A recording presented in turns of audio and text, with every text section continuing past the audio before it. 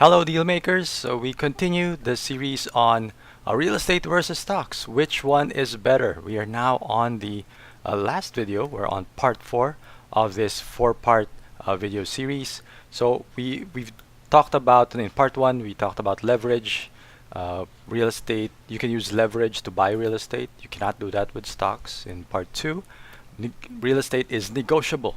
So you can negotiate the price of a real estate property. You cannot do that with stocks. And with part 3, we said that you control the property.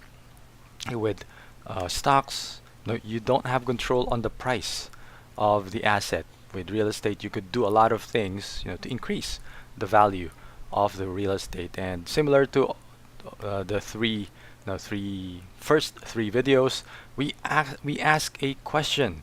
We ask a question to illustrate the advantage of real estate. So our question is, the stocks that you bought with 100,000 has appreciated in value. What can you do to enjoy the profit? Right, so say your 100,000 is now 200 or 300. Then what can you do now to enjoy the profit? Well, with stocks, if you want to enjoy the profit, you have to sell the asset, right? You have to sell the stocks, withdraw the money, and then use it, whatever you want to do. Normally, stocks are thought of as long-term investment, so you cannot withdraw money. Should you sell the stock, the advice is, of course, to buy more, to buy other low-value stocks that will increase in the future. Because with stocks, really, to succeed, I guess to succeed in stock market investing, you want to grow your portfolio big enough so that later on, many years later, when you get a profit, you can sell a very small portion of that profit, use that money, and just keep your portfolio growing. Okay? And in fact, when you retire, you're not encouraged, to keep your retirement funds all in stocks. To enjoy that in retirement, you'll have to sell a significant portion, maybe 60, 70, 80%, depending on your risk appetite or depending on your portfolio. You'd be asked to sell a significant portion of that and buy bonds. Okay, so when you buy bonds, you get passive income that you can use to retirement. But then your stocks portfolio is now significantly smaller. Okay, so that's how you live with stocks. Okay, because stocks are very volatile. You have to do these things, and like I said, you cannot use stocks as collateral. You cannot borrow against your stock assets. So that's it. If you want to enjoy the appreciation in value of your stocks, you have to sell it so that you can enjoy it. And when you sell it, obviously the value of your portfolio goes down. Okay. So how about with real estate? So again, you bought real estate for 100,000 and now it has appreciated in value.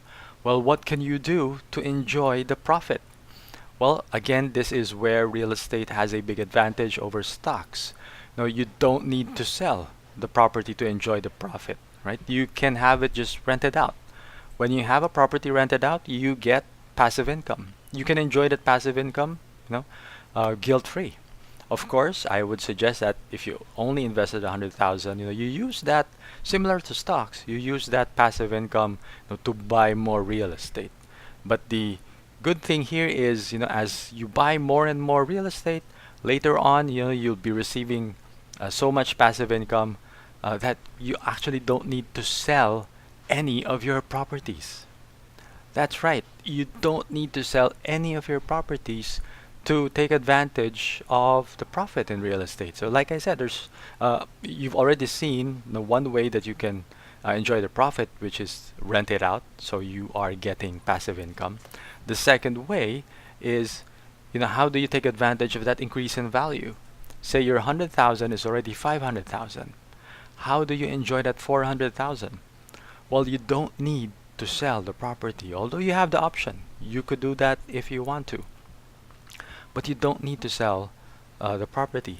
What you can do is to have the property, have your loan refinanced, right? If the property is free and clear, you can get a loan against the property as collateral. Okay, so say that I don't suggest, of course, anyway, the banks will not allow you to loan more than probably 70% or whatever percentage there is. So say it's already 500,000, you can get a loan of say 200 or 300,000, and you can use that money any way you want. Okay, you can use that any way you want. And the advantage of that money is not taxable. Yes, because it's not income, right? You don't tax a loan. Okay? You can use that to buy a car, maybe buy a second-hand car. Of course, that's small, you know.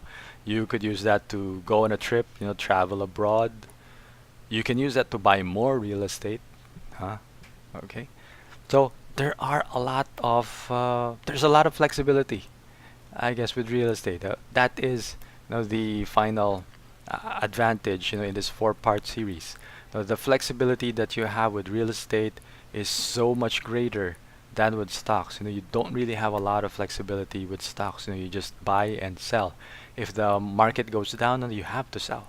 If the if you are retiring and you know the real estate market crashes, sometimes you can't afford to sell, right? So there's no flexibility, um, mainly because you don't have control. You know, you cannot leverage your stock market assets, and that flexibility, I believe, is why real estate should be the foundation of any investment portfolio. Now, I'm not saying that you should not invest in stocks. You know, I would encourage you, you know, to diversify your investments. Have some in real estate, have some in stocks. But as I hope that I've made it clear that real estate is so much better. Okay, there you have so much more freedom with real estate, you know, compared to stocks. So you should have both, you know, in your portfolio.